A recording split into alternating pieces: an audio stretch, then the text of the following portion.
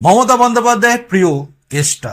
আর এই কেসটা প্রসঙ্গে বলতে গিয়ে ডক্টর শঙ্কর ঘোষ মানে বিজেপির বিধায়ক এবং তিনি বিজেপির বিধানসভার বিজেপি দলের চিফ হুইপ, তিনি কি বলেছে শুনুন।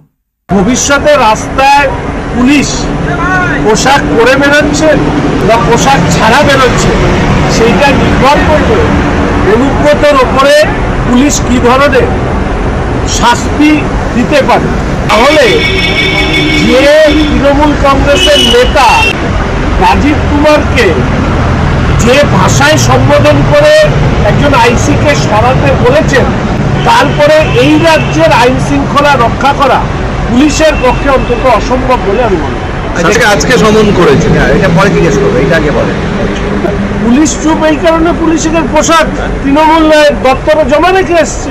পুলিশ এখন সেই অর্থে পোশাকহীন অবস্থায় ঘুরে বেড়াচ্ছে, তাই রাজ্যে অপরাধীদের দাপাদাপি করছে।